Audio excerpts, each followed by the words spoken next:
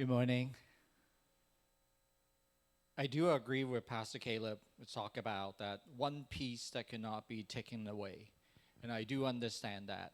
I'm sure there's a great Eastern philosopher, pirate, sage, that Monkey D. Luffy will say the same thing. See, this is my smart haiku. Sophus is like, you're reading the wrong book. Today I want to talk to you, indeed, is the one things that make us whole. For the past few years, I have the privilege to observe one of the greatest nature phenomenon, that is the situations of school drop-off and pickup. This is one of the things that they should make a nature show out of it. I would even call it a military operations.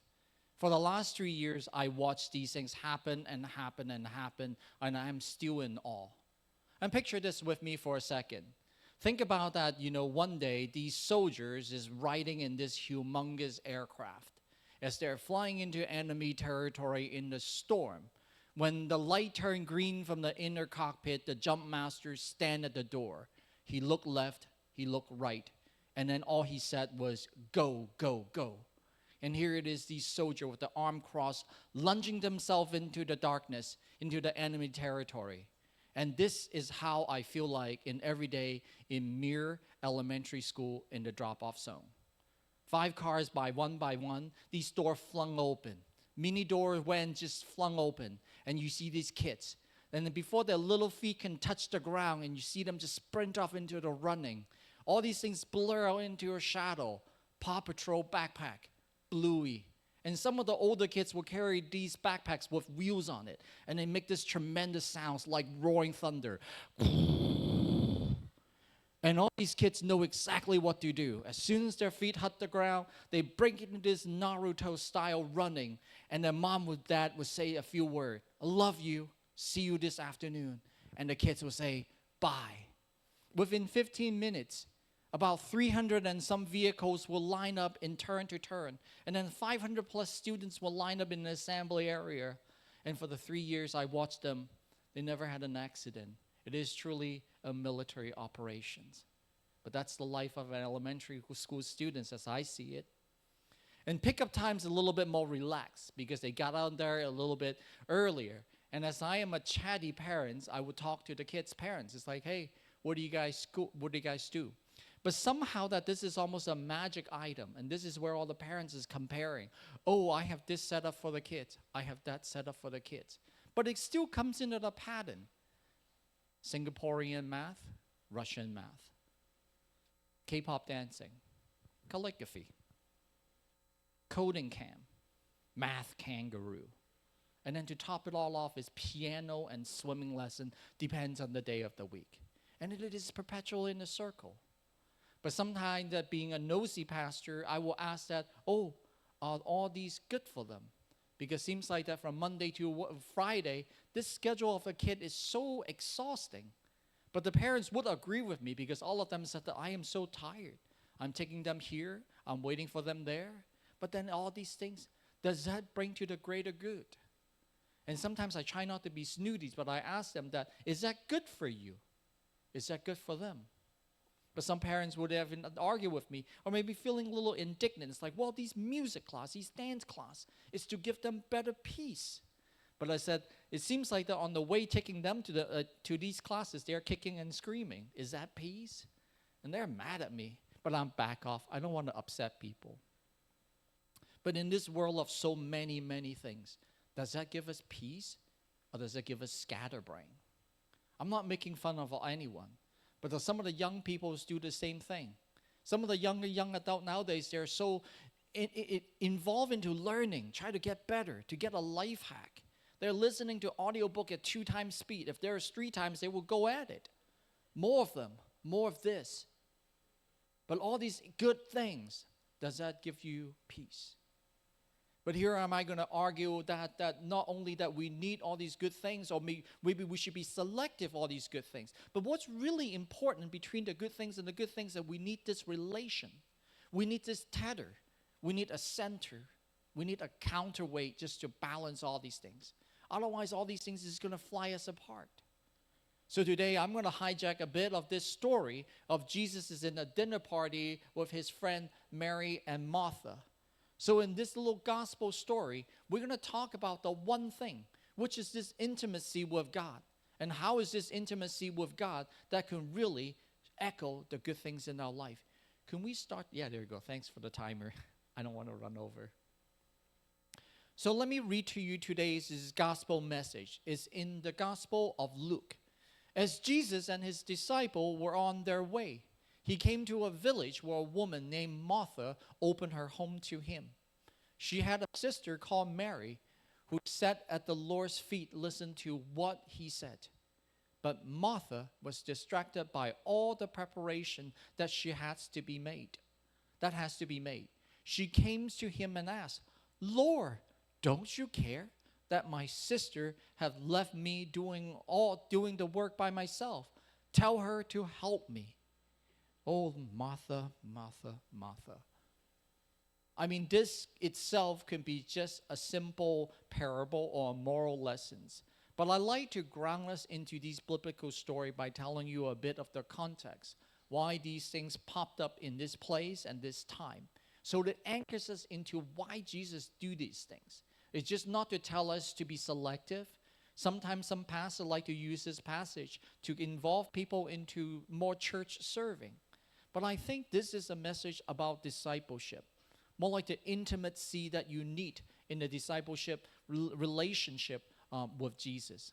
See, in chapter 10 alone, Luke tells a few stories. This is part of the Jerusalem narrative. As Jesus have picked up his disciple, he had testified of who he is. And now not only that he's on his mission, he's gaining a momentum.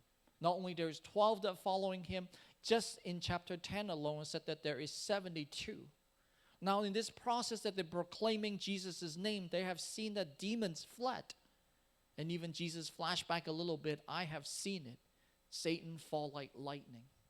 It is the power of the discipleship. And then also that it was in Luke's take that it is going to be talk about the Good Samaritan. So not only that you comes with this power through Jesus Christ. You are not his disciple, but you are a vessels. But in here, this is a mission of mercy, of extreme mercy. We call it the scandalous grace. But right after that, Luke hyper-focus us into this little dinner party. It's almost to talk about all the mission statement, but how are you yourself relating to this mission statement? And this is where the story of Martha, Mary, and Jesus. You can just see it in the tense alone, that Jesus was with his disciple. And Luke, within one sentence, he narrates your eyes from the plural to the singular, that Jesus himself was at the woman's house. He's drawing you focus in. He wants you to see it. He wants you to smell the home. What will a dinner party be at that time? But it is more important that not only is this dinner party that you're invited to smell good food, but it is said that Martha, this head of the household, rather it's contra-culture. Because usually it's man is the head of the household. It is Martha who extends this invitation to Jesus. Not only that, whether Jesus is there by himself or Luke just choose to look at the interactions between Mary, Martha, and Jesus. But then Martha, I believe that he's probably opened her home to other disciples. See, Jesus got a crowd, and she also has the finance to feed them. She's truly a woman counterculture. But then in here, it is that Lord say that I'm not just a dinner party, but it is a call to intimacy. But we're looking at it that Martha is getting frustrated. Jesus, you see that I'm doing all the work? Get Mary to help you. I can just see some of your parents. Before you throwing a dinner party. What about my brother? He's playing on the computer. He's packing at the phone. I know that every Chinese New Year's that my mom always yell at me, get me doing something. And it's also on the same thing that my brother will pretend that he's doing something important. Or he will have mysterious knee injury at that time. I would just say, Mom, couldn't you get Daniel to help? But then in here is a really odd things that happen. Jesus point out that Mary have seen the one thing. In the scripture it said there's not the only one thing, but it's the better thing. So what would that be? How would that be? And why is Jesus choose to have Martha to look at the sister who is sitting in his footstep? He said, Martha, Martha, the Lord answered, you are worrying and upset about many things, but few things are needed. Indeed, only one. Mary had chosen what's better, and it will not be taken away from her. Here's this funny thing, that Jesus didn't rebuke her. I'll teach you a little Bible trick for those of you who wants to be a Bible nerd. Whenever the Bibles talk about a name in its echo, it's always drawing you to be attention. And then in this case, when they call your name twice, Martha, Martha, it is an endearing term. The Lord is inviting her. It is not the many things that we need, but the few things that is in need. And Mary had chose the right thing, which is this relationship with God. Also, just to give you a little bit nerd out, and just to make sure that I have done my homework, and here is talking about that Martha's heart was upset and worried. But in the original language, is talking about she was distracted. And distracted is not even a strong enough term. In actual Greek, it was saying that her heart was crumbling. It's like there is something that is pulling her apart. I can see this. I don't know if you guys have ever done this Asian house dinner parties and stuff like that. My mom will be barking. Is the napkins there? Is the soda cool? Did you grab the cold one? And this is where all the things is coming apart. Well, guess is here. Are you doing this? You do feel like it when people are barking command at you. So today we want to look at twofold and how is this relationship, this intimate relationship with God. It has to be prioritized. It has to be foremost. Because from knowing Him, it is in the relationship with Him that will set your life in order. Because not only that, there is so many good things that is pulling you apart, but it's how to choose these good things. And from understanding your priority and your relationship with Him, and to hear His voice, that you know you can choose the better things. Also that like nowadays, I feel like that sometimes when we're meeting people, and we're in a relation, like in the social scene, we're always trying to meet people so we can get to some better things. Like when I'm picking up my kids after school. Oh, you heard this really awesome swimming program? Who's the teacher? It's almost like you just want me to get through the information that you need, but I am not important. But in here, we want to really reverse that. It is the relationship that's foremost. I am not a tool. I want to do these things with you, but also that I want you to enjoy the result. But see, I want to put the attentions into that intimacy with God first. So let's start with it. I think the first thing is, when we're living in the world today, it is by society, by design, that we're distracted. I don't know if you guys ever feel this way. When I was working as a young person, dabbling into the IT industry, and then you can see that before you park your car and getting into your office, you already have like 15 emails there because you can see it. In the early days, we don't even have a smartphone back then. We have Blackberries, but you can tell. Because in the corner of the app, it'll show you a number of how many emails you haven't read. I'm sure you do too. By the time you get to a classroom, you see it in an Instagram and your X, there's numbers on it. There is these things that demanding your attentions. Parents likewise. You're always hearing the next best things, what's good for your kids. And your heart is pulling apart. So which good things there is, we should choose first. But then this is the first things. We want to learn from Mary's stories. The first thing it is, while sitting at Jesus' feet, it is the Savior. It is the Son of God. For those who knows me, who knows the Father, He is the exact imprint of the Creator. And what does He do? He brings us into a relationship with the Father. And why is that important? I'll tell you another story. Long time ago, about 15 years ago, there is this person, this goofy Asian kid named Sam. He wants to try to work in an industries among men, people with beards, tattoos, drive trucks, swing tools. So he's traveling into the faraway place, and he's gotten himself attached to a crew. His crew of hard men, People carrying big wrenches. They have faded tattoos and big beards and big guts.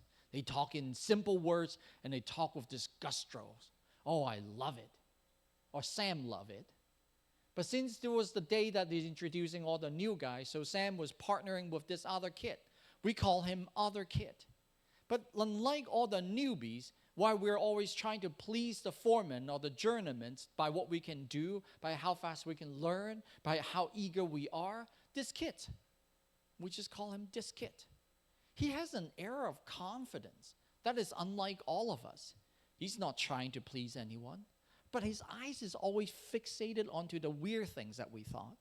While we're trying to remember where the tools goes where, how to use each machines to read gauges, and then at what time we need to file report, how we're going to do the simple things.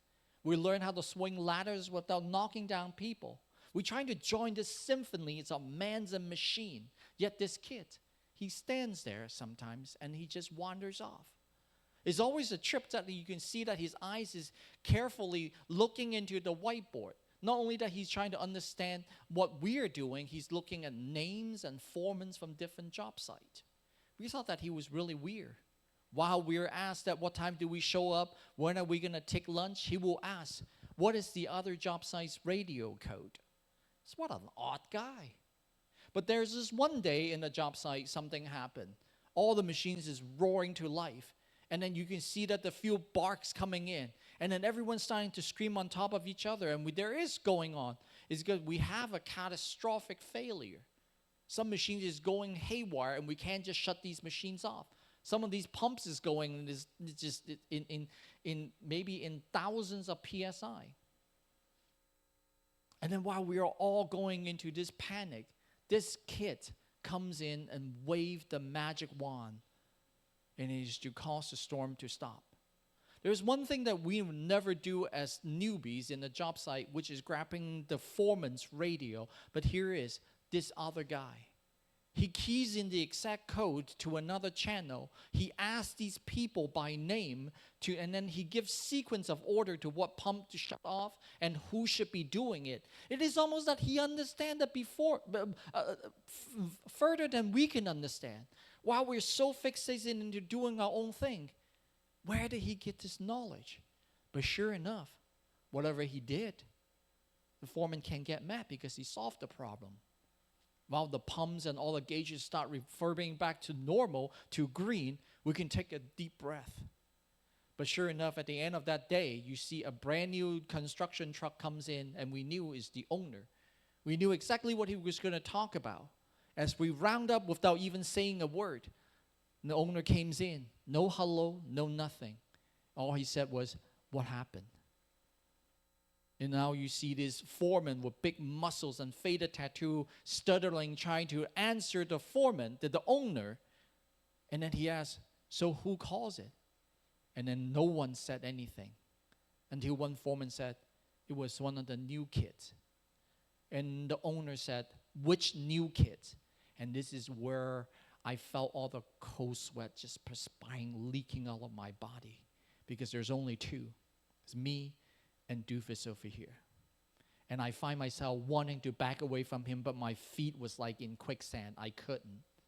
So everyone parked it off until the owner can see who was on the job site, who make the radio call, who fixed all these things. And then the foreman was like, that guy. He pointed at my partner next to me. And then out from the most weirdest things, we thought we were going to get chewed out and get fired. Here is the owner, crack a smirk. I didn't understand why. And until my partner next to me, he said one word that totally clarified all the confusion of the day. You know what he said? He said, hi, Dad. I was the boss's kid. While we're trying to work hard to build accolade, to please the foreman, to show that we can hustle, he's understanding the business. He's understanding the overall mechanism, the relationship of each and everything. And while we're trying to get the accolade, to please, to butter up, to kiss up, he wasn't trying it because, hi, Dad. He's here to learn exactly what is his. In here, that this is why God wants us to know that foremost, you need to know the relationship between Him and you. It's because without knowing who He is to you, you will always going after your new daddy, a new piece of information, a new hobby, a new job, a new love. But in here it said that, but the Lord who has created you, O Jacob, He has formed you, O Israel. Fear not, for I have redeemed you and called you out by name, and you are mine. In Ephesians 2, it even gone deep further, that you were in a world, that you are subjected to the ruler of the air, that this pattern have beaten to you, that you have to fight. Everything is a zero-sum game. It's like if I don't gain, if someone else will take it from me. Everything that I lost, someone is grabbing me. It's in here we're tug of war with things that you might need and you don't need. But next thing you know, you find yourself just accumulating all the good things. But in here, the Father said that you need to know who I am. In here, that we are so defined by our vocations. But God said that it is first your identity that matter the most. And further is talking about that, it is that because the Father has certain relationship with you. Why is that important? Because we can teach you any kind of vocation. But what about your character? What about your mindset? What about how you form yourself to be? Do you act like the owner's son? Or you're just another monkey on the job site? But that's what the world wants to tell you, that you are a monkey on the job site. Regardless how good you are. I've seen it. Kevin, don't laugh. I have worked with years and years of young people. People will graduate in the high school and valedictorians. When they go somewhere else, when they go to I'll give you this perfect example. My nephew, who is right now is an internal medicine doctor, graduate from Chicago. Well, one thing they said that to me is dawns to everyone the most is, you thought you were the smartest in your high school. By the time you get to college, you're surrounded by the top student from their high school. By the time you get to medical school, there is no stupid kid. There is only geniuses. Then you quickly know who stands apart. And he even called these the mutants. How are you going to compete with mutants? And some of these mutants come from 5 generations of internal medicines. There is no comparison. These are genetically bred people. But in here, will any one of them call you son? But that's what the Father is saying. First, you imprint from me. You know how I feel about you. So from now on, when you become a doctor, you do not strive to be the best, but you strive to be the most honest. And instead of just medicine heals, that I have also know a new medicine is called compassion.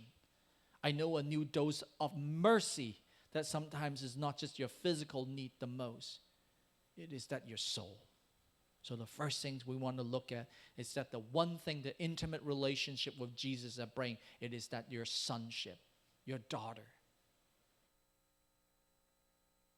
With all the things going around your head, does you guys feel like there's sometimes your head go a little crazy? I don't need outside external crazy. I got enough voices in my head already. I don't know if you guys ever seen. I have seen. Have you seen Inside Out by Pixar? Some of you have. I watched it the first time. JoJo was scary. She's like, there's all these in my head. I was like, I got more. Daddy got more. Daddy got a whole tribe. I haven't seen part 2, but I heard that there's new people like Envy, Emos, and the rest of them. It is true. It is true. Like when I watched that movie, it resonated with me. Just minds just look more awkward. But there is a book out in 2024. It's called The Anxious Generations. It's talking about this whole phenomenon about young people being born and attached it to technology. In my humble echo of this book, it is that we make young people where their brain and their mind is the most tender stage. We give them a revenue, a channel, a tunnel to hyper-focus on things that cause their mind to shatter. It's caused their heart to be distracted.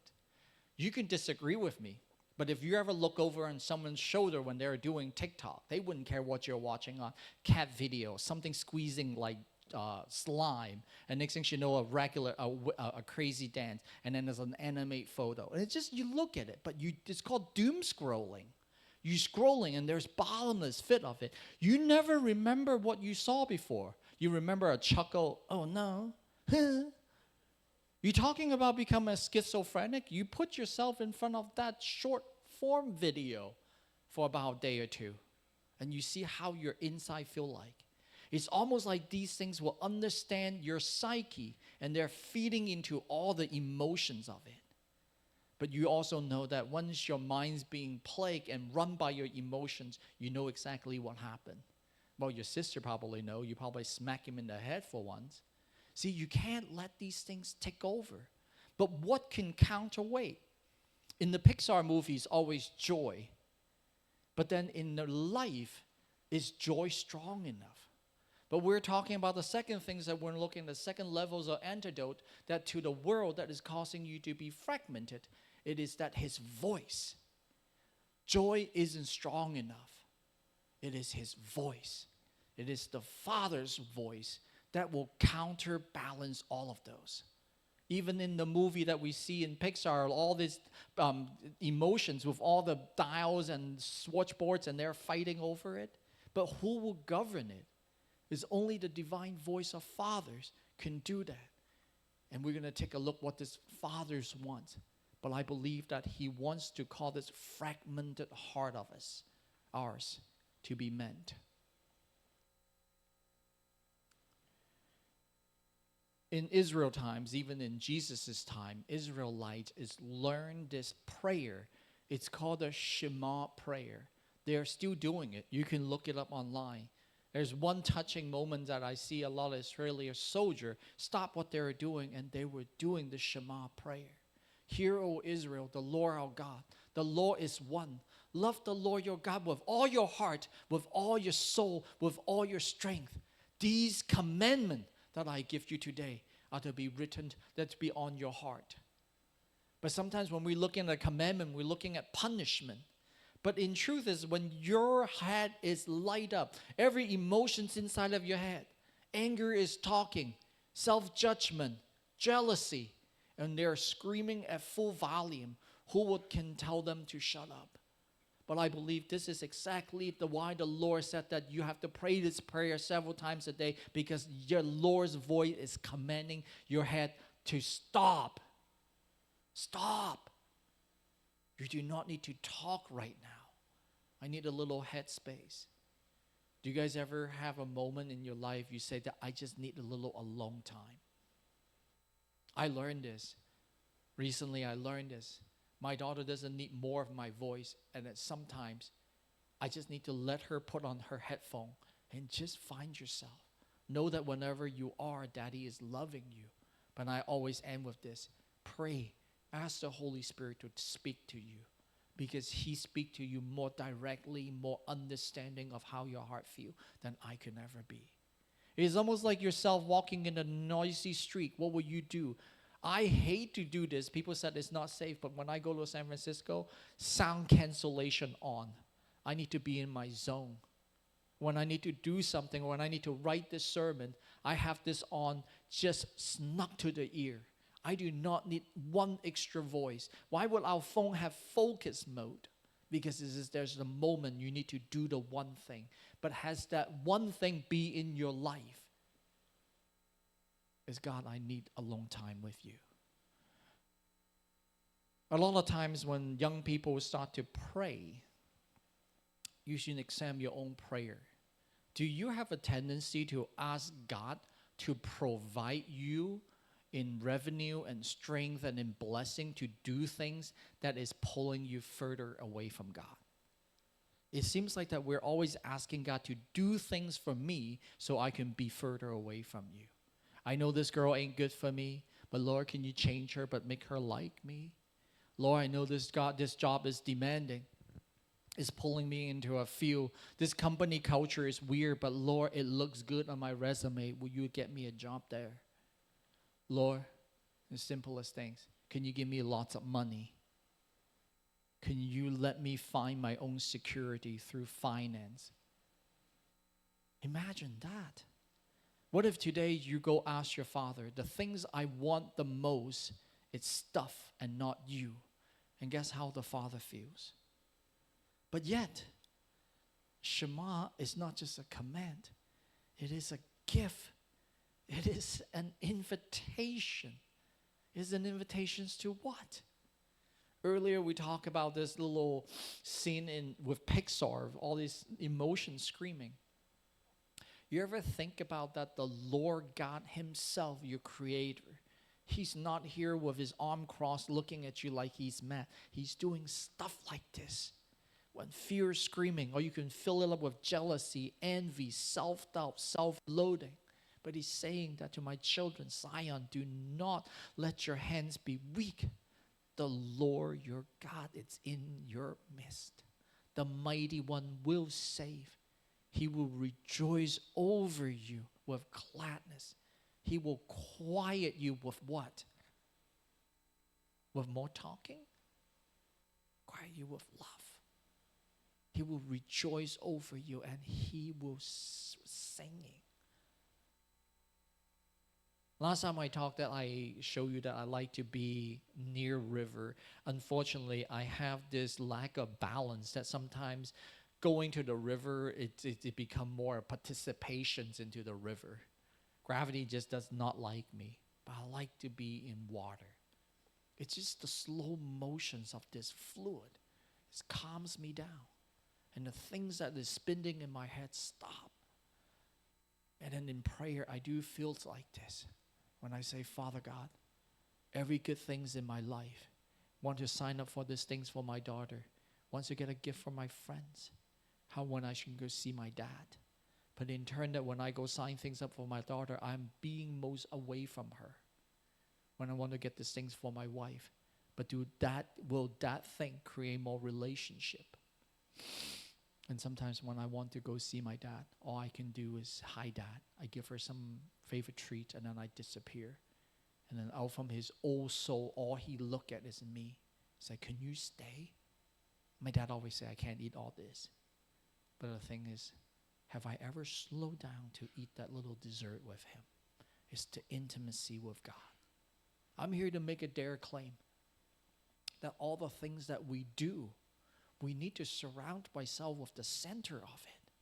It's not the stuff that we do for a person for love. It is to love that person. Yet God is saying that I love you. You don't have to fight for me. But can you see how secure that is? From now on, I have a freedom to learn. Like that construction site, the kid next to me. Rather than busying all the tactic, he understands the relationship. Like understanding, trying to please someone, he's already secure and he is in control. He knows when to speak. Do you know when these good things or which good things together is the combinations of you? You all have a chemistry. Sometimes it's 2 dash of music, half a dash of swimming, some reading, and the rest of the time, maybe we just give you a long time. Some of you probably need 3 parks of rebuke, but 4 parks of hug. And then the rest, we should just journey with you. And these are the things God wants to give you. He wants to give you that blueprint. You are born, every one of you, wonderfully, but none of you are born with a user manual. But yet God said that I have your user manual. I know exactly where you shine and where you should retreat. Have you slowed down enough to listen to me? Do not fear. It is in that tug of war from the outside to the inside that we really need to lose the volumes and focus on that still small voice in God's heart. I have found this poem. Actually, I'm really guilty. I have once showing this. This is Psalm 23 to a friend who has never been known the Bible or know Christianity. And he said that it's just such a beautiful poem. Did you write it? And I said, yeah, of course. I confessed later But can you see that when David was growing up, knowing that he's the littlest, instead of earning his place of love, becoming stronger, doing whatever that thing is, he learned in a quiet place to write psalm, to narrate his feelings with God. And then in his lonely time, he does train a bit on that slingshot, which turned out to be very, very useful. I'm sure his brother was like, stupid, use a sword, man, who fling rocks. He's like, I don't know, fling rocks seems cool to me. I pray and God seems to be happy when I'm flinging rocks. What a goof. So today, while we're ending this message, can I ask of you to read this poem with me as our ending prayer? And then we'll have Pastor Caleb to come up here to do our finishing test. But can we read together this little poem by David? Is that okay? So when I say 1, 2, 3, we'll read together.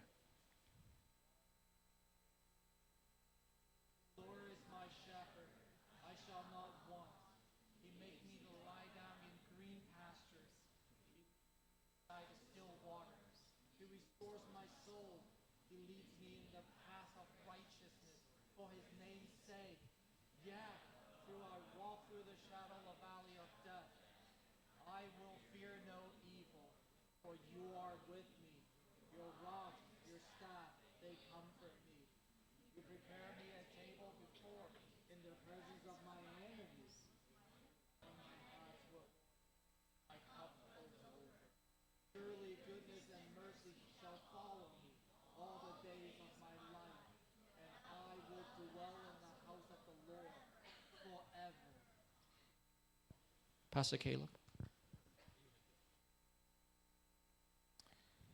Yeah. No? Yes. Yes. While I have the mic, I'm in charge. Teacher Corinne's going to lead us in the end worship.